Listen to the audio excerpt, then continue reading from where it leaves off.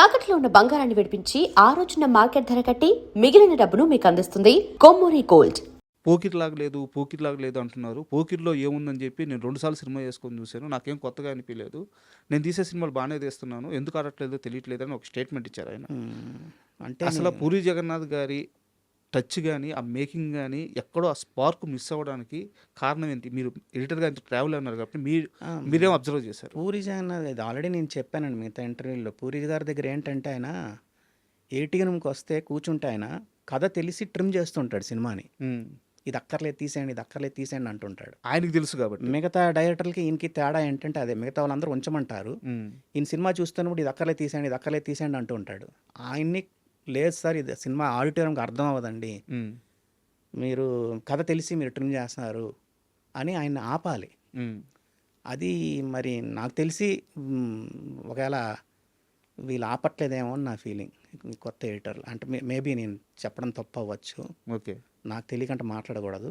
నేనైతే హోల్డ్ చేసేవాడిని, సార్ భలేవారు మీరు కథ తెలిసి ట్రిమ్ చేస్తున్నారండి బాబు, ఆడిటోరియంకి అర్థం ఇది ఉంచండి అని చెప్పేవాడిని. ఇప్పుడు పోకిరిలో కామెడీ ట్రాక్ వద్దన్నారు, అలాగనమాట. అలాగే మిగతా సినిమాలకు కూడా మేము ట్రిమ్మింగ్లో ఆయన టూ ఫాస్ట్ ట్రిమ్మింగ్. ఆయన ఇది అక్కర్లేదండి తీసేయండి, ఇది అక్కర్లేదని తీసేయండి అంటూ ఉంటాడు.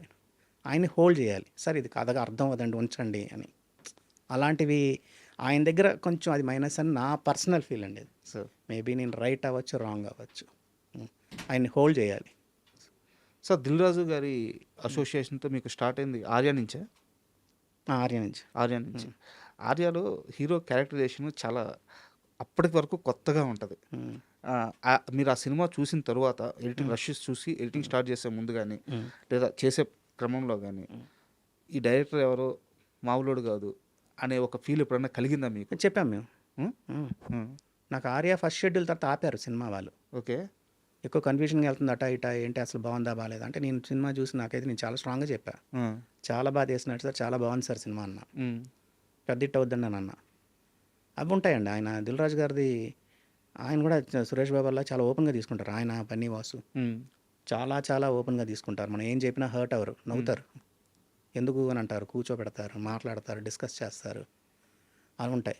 ఆర్యాకి మేము డే వన్నే అన్నాం, సినిమా చూసిన తర్వాత చాలా బాగా అనిపించింది నాకు, చాలా మోడర్న్గా అనిపించింది.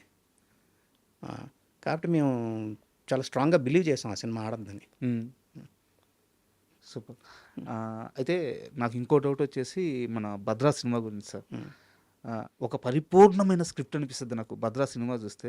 ఆ లవ్ స్టోరీ కానీ, ఆ యాక్షన్ కానీ, ఆ హీరో క్యారెక్టరేషన్ కానీ, బోయపాటి లాంటి ఒక కొత్త దర్శకుడు మీ దగ్గరికి వచ్చి ఆ కథ చెప్పి లేదా ఆ సినిమా తీసి మీకు ఇచ్చినప్పుడు ఆ సెన్సిబిలిటీ గురించి, అంటే అంత సెన్సిబిలిటీ నేను బోయపాటి గారు మాస్టర్ చూశాను కానీ భద్రా కాస్త పక్కకు ఉంటుంది ఆయన సినిమాల్లో.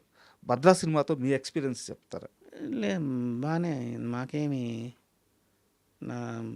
మేము సరదాగానే చేసామండి ఆ సినిమా. కొన్ని సీన్లు, ఇంపార్టెంట్ సీన్లు కొన్ని కావాలనుకున్నారు, అది మేము అక్కర్లేదని మేము డిస్కస్ చేసి తీసేసాం క్లైమాక్స్లో. ఓకే, హీరో వచ్చి వార్నింగ్ ఇచ్చే సీన్ ఉంటుంది విలన్కి, అది ఇక్కడే వార్నింగ్ ఇచ్చేస్తే క్లైమాక్స్ పండదని చెప్పి తీసేసాం. అలాంటివన్నీ వింటారు. ఎందుకు మేము ప్రాపర్గా మేము చెప్పిన దానికి ప్రాపర్గా రీజన్ ఇవ్వాలి. ఆ రీజన్ ఇవ్వకపోతే మేము ఊరికనే బాగాలేదని చెప్పకూడదు కదా. దీనివల్ల ఇదండి అని చెప్పి రీజన్ ఇచ్చామనుకోండి, వింటారు.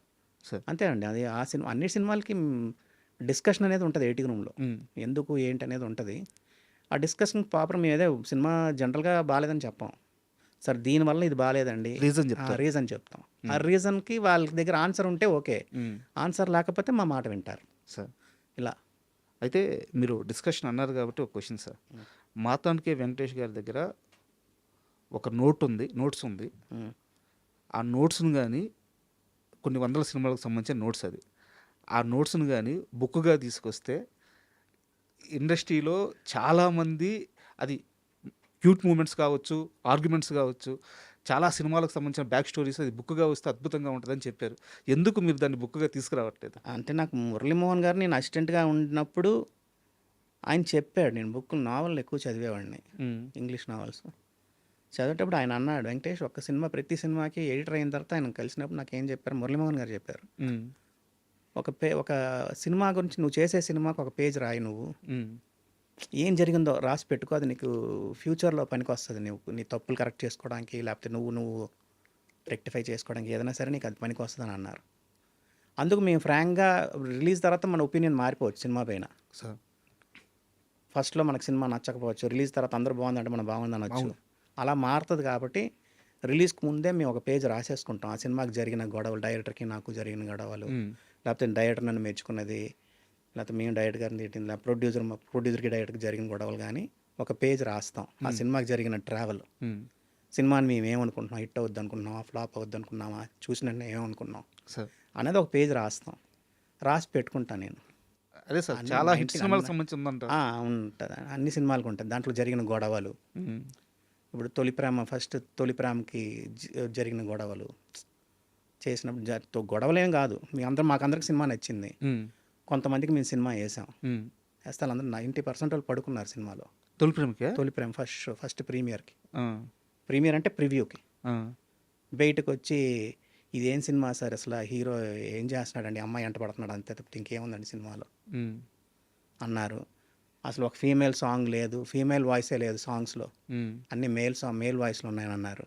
వాళ్ళు చెప్తే కానీ మాకు అప్పుడు కానీ మేము రియలైజ్ అవ్వలేదు ఫీమేల్ వాయిస్ లేదని. ఇలాంటివన్నీ ఇచ్చారు. ఆ ఫీడ్బ్యాక్లన్నీ మేము రాసి పెట్టుకుంటాం ఎవరన్నారు ఏంటని. అది బయటికి వెళ్తే కాంట్రవర్సీ అవుద్ది. మేము చూసుకోవడానికి, మేము రెక్టిఫైడ్ చేసుకోవడానికి ఉంటుంది అంతే. అలా అన్ని సినిమా అంటే కొంచెం మేజర్ సినిమాలంటికి నేను రాసి పెట్టుకుంటాను. ఒక పేజ్ రాసి పెట్టుకుంటా. ఆలోచన ఏమైనా ఉంది సార్ దాన్ని బుక్గా తీసుకొచ్చే ఆలోచన? అది కాంట్రవర్సీ అవుద్దండి. అంటే అక్కడ ఇప్పుడు స్టేజ్ పైన అందరూ కౌగులించుకుంటారని చేసుకుంటారు హీరోలు, డైరెక్టర్లు, ప్రొడ్యూసర్లు. బట్ రియల్గా అది ఉండదు. ఏటీ రూమ్లో ఎలా కొట్టుకున్నారు ఏంటనేది మాకు తెలుస్తుంది. మా దగ్గర జరుగుతాయి అన్ని సినిమాలకు ఉంటుంది, పెద్ద సినిమాలకి 90%. అవి వెళ్తే మనం కాంట్రవర్సీ చేసినట్టు అవుద్ది అదంతా. అది మనకొక ఆ సినిమాకి ఇలాగ ఉన్నారు, దాని తర్వాత ఇలాగ ఉన్నారా అన్నది తెలుసుకోవడానికి బాగుంటుంది అంతే అది. అండ్ నాకు ఇంకొక డౌట్ సార్, బొమ్మరిల్లు క్లైమాక్స్ గురించి సార్. అంటే ఒక తెలుగు సినిమాలో క్లైమాక్స్ కన్వర్జేషన్ మీద అంత లెంత్ గురించి మాట్లాడుతున్నాను నేను. అంత లెంత్లో ఉండడం ఓన్లీ కన్వర్జేషన్, ఒక ఇంట్లో నిలబడి, అంతకుముందు లేదనుకుంటాను నేను. బట్ ఉన్నాయండి బట్ అద్భుతంగా పేలింది. మీరు ఎడిటింగ్ చేసేటప్పుడు ఏం ఫీల్ అయ్యారు ఆ క్లైమాక్స్? మీ పర్సనల్గా మీరేం ఫీల్ అయ్యారు అక్కడ బొమ్మరిల్ క్లైమాక్స్? బొమ్మరిల్ క్లైమాక్స్ అందరూ అదేనండి. నేను అనేది ఏంటంటే ఇప్పుడు అందరూ తండ్రిని అనలేరు. తండ్రిని అనడం అనేది, పాయింట్అవుట్ చేయడం అనేది, తండ్రి మంచోడే అవును, బట్ తండ్రిని క్వశ్చన్ చేయడం అనేది ఉంటారు చూసారా, అందరూ చేయలేరు. అది సినిమాలో వచ్చేసరికి నేను ఇందాక అన్నాను కదా ఫస్ట్లో, ఎగ్జైట్ ఆడిటోరియంకి ఏది అనుకుంటున్నారో అది చెప్పామనుకోండి హై అవుద్ది. కరెక్ట్. బొమ్మరిల్లులో క్లైమాక్స్ కంటే కూడా నాకు నచ్చిన సీన్ ఏంటంటే, మేము ఆ సీన్ చూసి సూపర్ హిట్ అన్నాం. క్లైమాక్స్ కూడా కాదు, సార్ జెనీనియా నో అంటది, అవును, నేను ఇంట్లో ఉండలేను అంటది చూసారా, అది చూసి మేము అన్నాం. మేము ఎక్స్పెక్ట్ చేయలేదు సార్ అసలు ఈ సీను. ఎప్పుడో కొడుకు మాట్లాడతాడు తండ్రితో అని మాకు అర్థం తెలుసు. ఈ సీన్ అసలు ఎక్స్పెక్ట్ చేయలేదు. ఇది వచ్చిన వెంటనే మేము సూపర్ హిట్ సినిమా అన్నాం. ఒకప్పుడు నాలో ఏ అయితే నచ్చాడు అని చెప్పాడు, ఇప్పుడు అయ్యా నచ్చలేదు అంటున్నాడు. నేను మర్చిపోతాను అంటది అమ్మాయి. అవును, అది మేము ఎక్స్పెక్ట్ చేయాలి. అమ్మాయి ఇంటి నుంచి వెళ్ళిపోద్ది అనేది మేము ఎక్స్పెక్ట్ చేయాలి సార్. రష్ ఎడిట్ చేస్తున్నప్పుడు. అది చూసిన వెంటనే సార్ ఇది చాలా బాగుంది సార్, ఇది పెద్ద హిట్ సార్ సినిమా అన్నాం. అలా ఉంటుందండి అంతే. అవి జడ్జిమెంటల్ వైజ్ ఇలా ఉంటాయి మావి. తప్పవచ్చు, రైట్ అవ్వచ్చు, అలా జడ్జ్ చేస్తాం. ఏదైనా ఒక దాన్ని మేము ఎగ్జైట్ అయ్యి సినిమాని అనుకున్న దాన్ని ఇంకోటి కొత్తగా వచ్చి బెటర్గా వచ్చింది అనుకోండి, చెప్తాం చాలా బాగుంది సార్ సినిమా అని చెప్తాం. సార్ బొమ్మరిల్లు సక్సెస్ తర్వాత మన దిల్ రాజు గారి ఆనందాన్ని చూడాలి అంటే బొమ్మరిల్లు సక్సెస్ని ఎంజాయ్ చేసే మూమెంట్లో చూడాలి. ఒక పసిపిల్లోడైపోయి ఎంజాయ్ చేశాడు, ఆయనకి చాలా కోరిక